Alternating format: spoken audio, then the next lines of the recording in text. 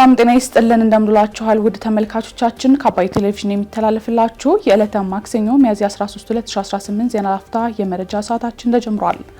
የአውሮፓ ህብረት በሰሜኑ ጦርነት ምክንያት አቋርጦት የነበረውን የበጀት ድጋፍ ዳግም ማስጀመሩ መዘገቡን አዲስ አበባን ጨምሮ በ26 ዋና ዋና ከተሞች የሚገኙ የባንክ ደንበኞች እስከ ግንቦት 6 ድረስ ሂሳባቸውን ከፋይዳ ጋር ማስተሳሰር ግዴታ መሆኑ መገለጹን እንዲሁም በኢትዮጵያ የአሜሪካ አምባሳደር ኤርቪን ማሲንጋ ባህር ዳር መግባታቸውን ጨምሮ ሌሎች መረጃዎችን ይዘንላችሁ ቀርበናል። ዜናዎችን እየመራው ዳሩ ሰላም ተሾመ ከእናንተ ጋር ቆይታ አደርጋለሁ። አብራችሁን ቆዩ።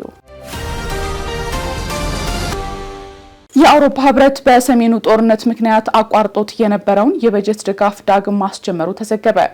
የአውሮፓ ህብረት በሰሜኑ ጦርነት ምክንያት ከ6 ዓመት በፊት እንደ አውሮፓውያን አቆጣጠር በ2020 አቋርጦት የነበረውን የበጀት ድጋፍ ዳግም አስጀምሯል።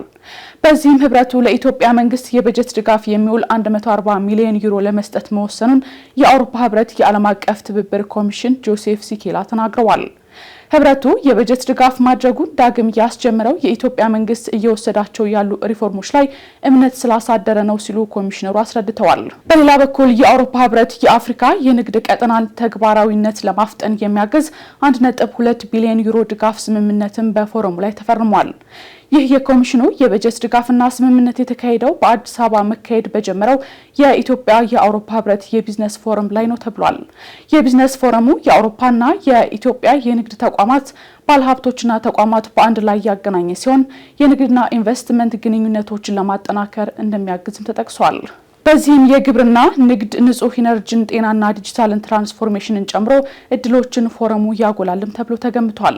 በአሁኑ ጊዜ በኢትዮጵያ ወደ 300 የሚጠጉ የአውሮፓ ኩባንያዎች ኢትዮጵያ ውስጥ መዋለ ንዋያቸውን ፈሰስ እያደረጉ መሆኑ ተገልጿል። ይህ በእንዲህ እንዳለ ጠቅላይ ሚኒስትር ዶክተር አብይ አህመድ ከአውሮፓ ህብረት የዓለም አቀፍ ትብብር ኮሚሽን ጆሴፍ ሲኬላ ጋር ከህብረቱ ጋር ስላለ የረጅም ጊዜ ትብብር በዛሬው ዕለት መወያየታቸውን በማህበራዊ ትስስር ገጻቸው ላይ አስታውቀዋል።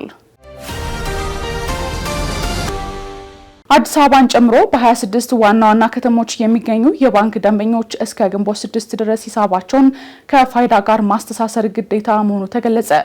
ብሔራዊ ባንክ ነባር የባንክ ሂሳቦችን ከፋይዳ ቁጥር ጋር የማስተሳሰር ስራ ከታህሳስ 15 ቀን 2018 ዓ.ም ጀምሮ በመላው ሀገሪቱ በሚገኙ ባንኮች ተግባራዊ መደረግ መጀመሩን አስታውሷል። ይህ በፈቃደኝነት ላይ የተመሰረተ የማስተሳሰር ስራ እስከ መጋቢት 30 ቀን 2018 ዓ.ም ድረስ በከፍተኛ ርብርብ ቢከናወንም ከአጠቃላዩ የባንክ ሂሳብ ባለቤቶች ቁጥር አንጻር ሲታይ አፈጻጸሙ ዝቅተኛ ስለሆነ አዳዲስ ውሳኔዎች በኢትዮጵያ ብሔራዊ ባንክ መተላለፋቸውን አስታውቋል። በዚህም አዲስ አበባን ጨምሮ በ26 ዋና ዋና ከተሞች የሚገኙ የባንክ ደንበኞች እስከ ግንቦት 6 2018 ዓ.ም ድረስ ሂሳባቸውን ከፋይዳ ቁጥር ጋር ማስተሳሰርና ማጠናቀቅ እንደሚጠበቅባቸውም ገልጿል። ከ26ቱ ዋና ዋና ከተሞች ውስጥ ሐረር፣ ጅማ፣ አዲስ አበባ፣ አዳማ፣ ድሬዳዋ አስተዳደር፣ ሻሸመኔ፣ ባህር ዳር፣ ቢሾፍቱ፣ ጎንደር፣ ባቱ፣ ደሴ፣ አምቦ፣ ደብረ ብርሃን ከተሞችም ተጠቅሰዋል። በተጨማሪም መቀሌ፣ 8፣ ኮምቦልቻ፣ አክሱም፣ ሐዋሳ፣ ዲግራት፣ አርባ ምንጭ፣ ወላይታ ሶዶ፣ አሶሳ፣ ሆሳና፣ ወራቤ፣ ቡታጅራ፣ ወልቂጤ፣ ሸገር፣ ጋምቤላ ከተሞችም ተካተዋል። በተቀሩት የኢትዮጵያ ክፍሎች የሚገኙ የባንክ ቅርንጫፍ ደንበኞች እስከ ሰኔ 30 ቀን 2018 ዓ.ም ድረስ ማጠናቀቅ እንደሚኖርባቸው መገለጹን ኢቢሲ ዘግቧል። ከዚህ ጋር በተያያዘ በተቀመጠው የጊዜ ገደብ ሂሳባቸውን የሚያስተሳስሩ ደንበኞች የባንክ ሂሳባቸው ከውጭ ወይም ተቀናሽ ግብይት የታገደ እንደሚሆንና እገዳው የሚነሳውም ደንበኛው የፋይዳ መታወቂያ ቁጥሩን ከባንክ ሂሳብ ቁጥሩ ጋር ሲያስተሳስር ብቻ ይሆናልም ተብሏል። ከዚህም በተጨማሪ እነዚህ አቅጣጫዎች የዲፕሎማቲክ ማህበረሰብንና በውጭ ሀገር የሚኖሩ ነዋሪዎችን እንደማይመለከትም ተጠቁሟል።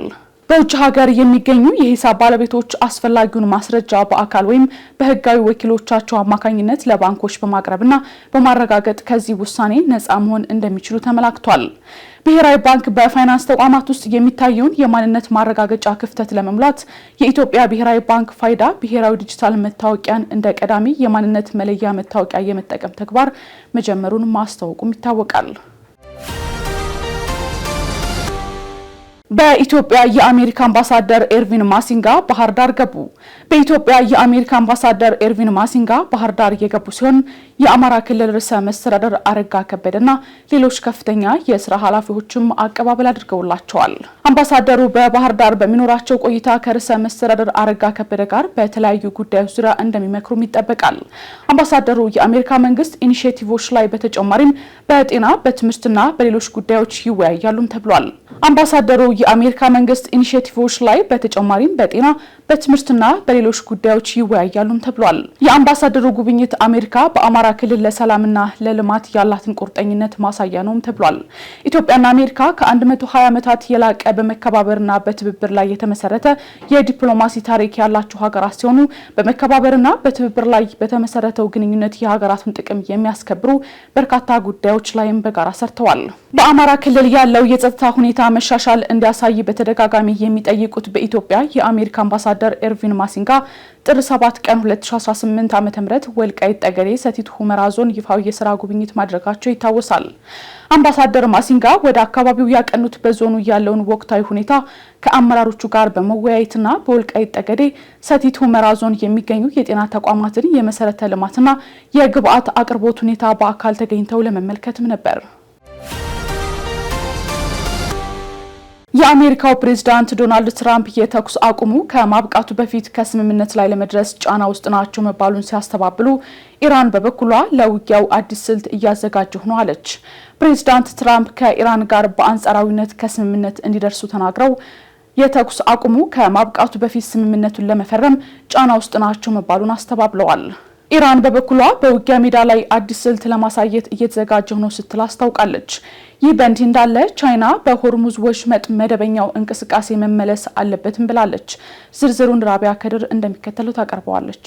ትራምፕ የተኩስ አቁሙ ከማብቃቱ በፊት ከስምምነት ላይ ለመድረስ ጫና ውስጥ ናቸው መባሉን ሲያስተባብሉ፣ ኢራን በበኩሏ ለውጊያው አዲስ ስልት እያዘጋጀው ነው አለች። የአሜሪካው ፕሬዝዳንት ዶናልድ ትራምፕ የቀደሙት የአሜሪካ ፕሬዝዳንቶች ካደረጓቸው ስምምነቶች በእጅጉ የተሻለ ነው ያሉትን ስምምነት ከኢራን ጋር ሊያደርጉ መሆኑን ተናግረዋል። ከኢራን ጋር በአንጻራዊነት በፍጥነት ከስምምነት ላይ እንደሚደረስ የተናገሩት ትራምፕ የተኩስ አቁም ከማብቃቱ በፊት ስምምነት ለመፈረም ጫና ውስጥ ናቸው የሚባለውንም አስተባብለዋል። ትራምፕ አሜሪካ፣ ዩኬ፣ ፈረንሳይ፣ ቻይና፣ ሩሲያና ጀርመን እንደ አውሮፓውያን አቆጣጠር በ2015 ከኢራን ጋር ያደረጉትን ስምምነት በተደጋጋሚ በመተቸትም ይታወቃሉ። ፕሬዝዳንቱ ይህንን ከአገራችን ደህንነት ጋር ግንኙነት ካላቸው በጣም መጥፎ ስምምነቶች ውስጥ አንዱ ነው ሲሉ ከተቹ በኋላ የተረጋገጠ የኒውክሌር ጦር መሳሪያ መንገድ ነው በማለት ሊሆን የማይችል ነው ሲሉም አጣጥለውታል። ትራምፕ በመጀመሪያ የስልጣን ዘመናቸው አሜሪካን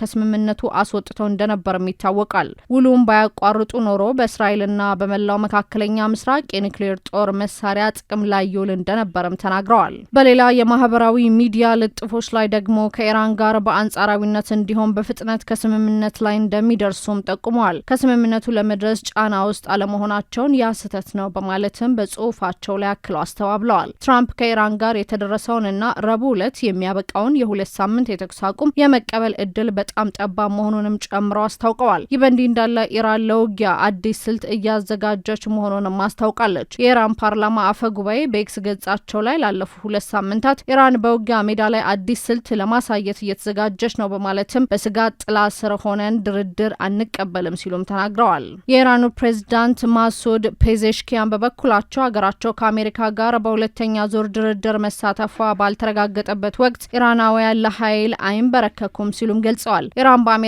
መንግስት ላይ ጥልቅ ታሪካዊ አለመተማመን እንዳላት የገለጹ ፕሬዝዳንቱ የተገቡ ቃሎችን ማክበር ትርጉም ላለው ውይይት መሰረት መሆን አለበትም ብለዋል። ፕሬዝዳንቱ በኤክስ ገጻቸው ላይ ባሰፈሩት መልእክት ከአሜሪካ ባለስልጣናት የሚመጡ ገንቢ ያልሆኑና የሚቃረኑ ምልክቶች መራራ መልእክት ያስተላልፋሉ፣ ኢራን እጇን እንድትሰጥ ይፈልጋሉ ብለዋልም። የአሜሪካ በሆርሙዝ ወሽመጥ ላይ የኢራንን ወደቦች መዝጋቷን የቀጠለች ሲሆን እሁድ ዕለት የሀገሪቱ ባንዲራን የሚያውለበልብ የጭነት መርከብ መርከብን በቁጥጥር ስር ካዋለች ወዲህ ሁለቱም ሀገራት እርስ በርስ የተኩስ አቁሙን በመጣስ ተወነጃጅለዋል። የአሜሪካ ጦር በሆርሙዝ ላይ እገዳውን ከጣለ ጊዜ ጀምሮ 27 መርከቦች ወደ ኢራን ወደብ እንዳይሄዱ ወይም እንዳይመለሱ ማድረጉንም አስታውቋል። የአሜሪካ ማዕከላዊ እዝ በኤክስ ገጹ ላይ ባሰፈረው ቪዲዮ ግዙፍ መርከቦች ክልከላ ወደ ተጣለበት ክልል መግባታቸውን ሲነገርላቸውም ተደምጧል። በዚህ ወር መጀመሪያ ላይ የአሜሪካ ባህር ኃይል ቴህራን ከነዳጅ ሽያጭ የምታገኘውን ትርፍ ለማስቆም በሚል ወይም ወደቦቿ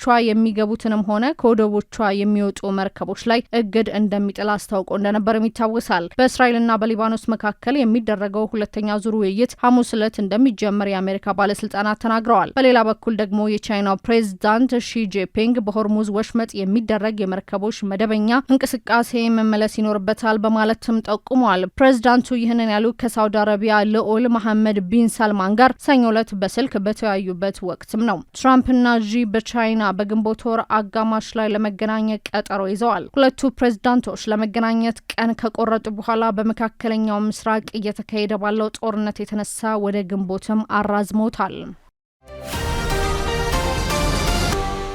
ከአባይ ቴሌቪዥን ተላለፍላችሁ የነበረው የዛሬው የቀኑ መረጃችን ይህን ይመስል ነበር።